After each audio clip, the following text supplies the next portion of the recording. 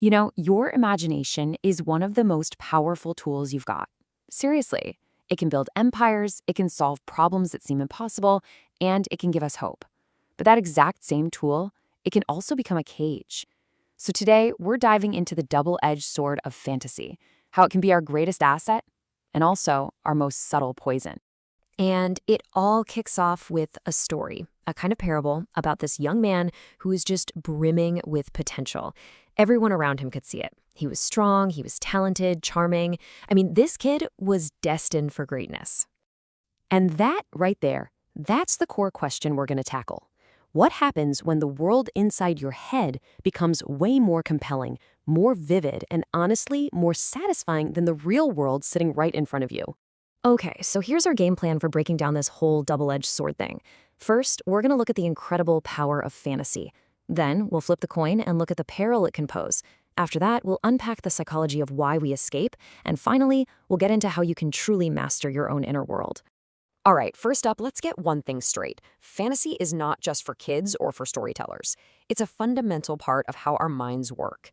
You could even say it's our mind's greatest tool. And the benefits are incredibly practical. This isn't just about zoning out. When you mentally rehearse a tough conversation or you practice a job interview in your head, that's your brain using fantasy to get ready for reality. It's like a mental workshop where you can innovate, figure out what you really want, and build up the grit to go after it. And this isn't just some pop psychology idea. Researchers have shown that our fantasies are absolutely essential to how our minds function.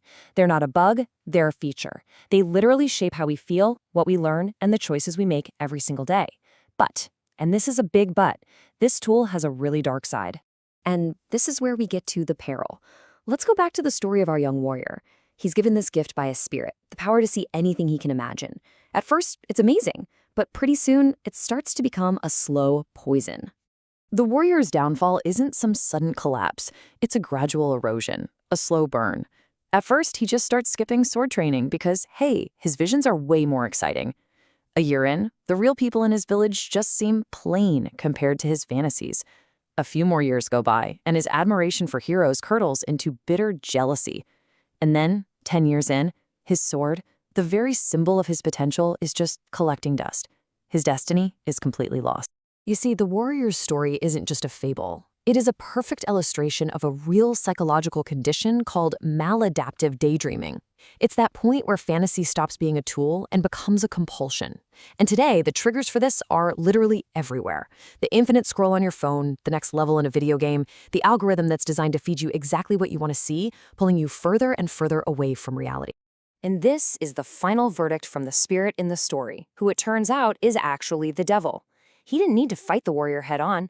No, he just fed him a constant diet of endless fantasy until he was just too weak to even try to fulfill his own destiny. But this all raises a really critical question. Why? Why do we do this? What is it about our own psychology that makes this escape so tempting and so dangerous? Well, some recent survey data really shines a light on the tightrope we're all walking. A huge 73% of people use fantasy for healthy goal planning. But right behind that, about 61% use it for pure escapism, and another 61% use it to cope. You see the tension there? We're constantly caught between using fantasy to build our future and using it to hide from our present. So here is the difference in a nutshell. Healthy, adaptive fantasy is like a flight simulator. It prepares you for the real flight. Maladaptive fantasy, on the other hand, is the ejector seat. It just takes you out of the cockpit entirely, replacing reality instead of helping you prepare for it. And the cost of hitting that ejector seat? It's high. In that same study, a full quarter of the people who responded confirmed that their fantasy life had negatively impacted their real-world relationships. Just think about that for a second. 1 in 4 people felt their inner world was actually damaging their outer one.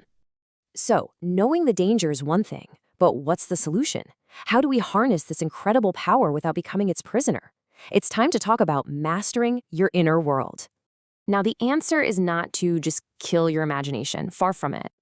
As one psychiatrist famously said, a life without fantasy is an impoverished one. The key, the absolute core principle here is balance. It's all about integrating your rich inner life with a real, tangible world.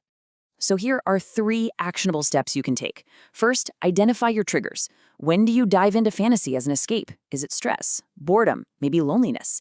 Second, actively ground your fantasies in reality. Use them as a blueprint for action, not just a movie playing in your head. And third, practice something psychologists call mental contrasting. Don't just fantasize about the win. Also visualize the real-world obstacles you're going to have to overcome to get there. This tricks your brain into treating the fantasy as a solvable plan, not just a daydream. You know, this quote just says it all, doesn't it? The goal isn't to defeat your imagination. It's a quest for balance. We need fantasy. It gives life color, meaning, and motivation. But we have to stay anchored to the real world, the place where our potential can actually be realized. So I'll just leave you with this. Your imagination is like a fire. It can warm your home, or it can burn the whole thing to the ground. It is a powerful, wonderful, and dangerous tool. And the only question is, are you its master, or are you its prisoner?